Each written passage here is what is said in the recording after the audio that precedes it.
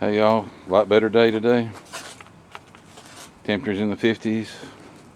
Sun shining. Well, it's not shining where I'm at. Plow's sitting in the shade. It stays in the shade pretty much all day in the fall and winter. Won't be long the sun will be shining in this area, but we'll have snow for a few days, looks like. You can see where the sun never hits right there. It's still good 3 inches deep or better. But I've been started on the plow. You know, a project that never gets started is one that'll never get finished, so I thought I better get out here and get going before it gets gardening season, because I don't get nothing done once the gardens start. I'm always busy. I dread seeing the grass grow too, but I'm really ready to garden. But get a few things rolling here. The plow needs a new plow point on the second one. The sheave or the plow point or the cutter edge, whatever you want to call it, was gone. So I've made me a diagram. I can't find one online that I can afford. The one I did find was astronomical. It was way more than what I gave for the plow. So I'm gonna make one. I've got the bar off for the lift arms. You can see it leaned up against the back there. The pins are a little short. I think they would work, but they're definitely the wrong diameter. My old Farmall's got a aftermarket lift on it, but it's got really big holes for the pins. These are like 3/4, and I need at least a 7/8 and get started. I don't know what this lift actually was designed for on the back of the tractor, but it was designed for some pretty good size, at least. I don't know what it was designed for, but it was made for a lot bigger hitch pins than what this thing has. I can't put it in my machine, so if I do make the video about changing the pins in it, it'll be at a different location. My machine shop is smaller machines. I know where one is. I think it'll fit. I can borrow. Well, you can see I've got a start on this plow. I put it in the lathe. I've got a tool ring lathe. It's an old jet.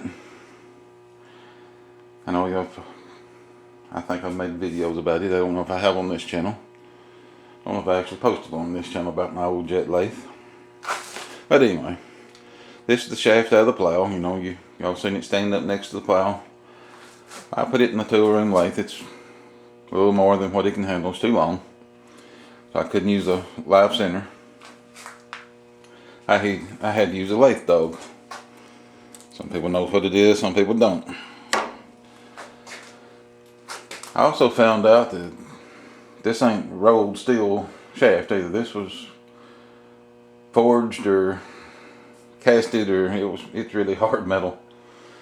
It's been really hard on this machine. But I wanted this extra 1/2 inch here. The reason I took it out because this is only 10.5 to the end, and the hole, if I can get it to turn, the hole didn't hardly leave me a 2-inch slot for the lift arms. My old tractor needs more room. The lift arms is like right at 2 inches. This is 1 inch and 7/8. So my pin wouldn't hardly go in. And if you pushed it up really tight, you could just barely get a small winch pin in it, and I don't want the plow coming off the tractor. I said, well, I got a new plow. I'm gonna take this arm out, put it in the machine, and I'll cut a 1/2 inch on it. And while I got it in here, I'll make a bushing, or I'll put a bushing on it to size it to a category 2, because that's what my lift really fits better, is a category 2, not a category 1. You know, category 1 being around 3/4 inch, category 2 is almost 1 inch. Well, I found out while I had it in here measuring on it, getting this stuff ready, that's not a category 1 or a 2, it's in between. It's in the 800 thousandths area. So I've got to make a special bushing for it. I can't just go buy the category 1 to 2 bushing. If I do, I've got to bore it out, which I might. I don't know yet. I bought a piece of bushing material the other day to make the regular bushing, and it's going to have to be bored too. So I don't know which way I'm going with it. We're going to go the easiest way. I mean, What counts is we make it fit the tractor. But I didn't make the video about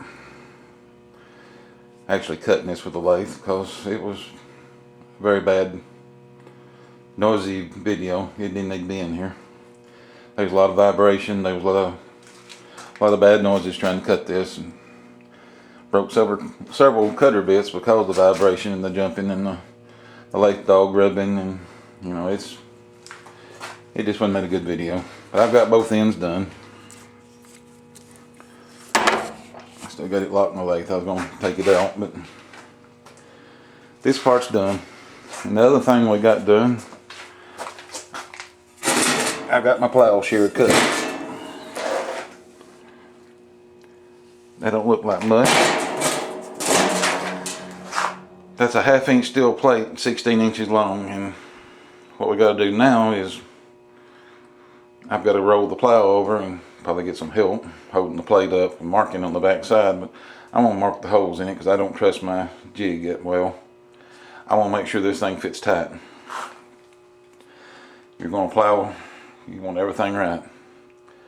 It's hard enough on the tractor to pull a plow, but if the plow is built right and the cutters is right and it's set on the tractor right, it should glide to the ground pretty good. We want to make sure everything's right.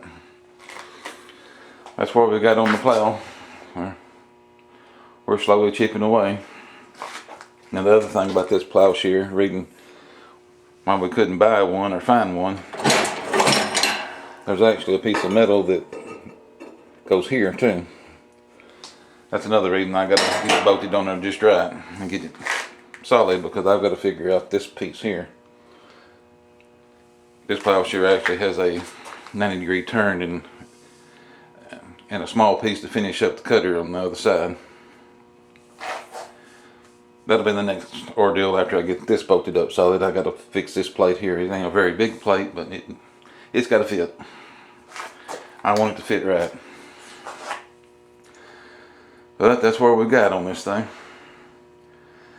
The old Dearborn plow will soon be busting ground again.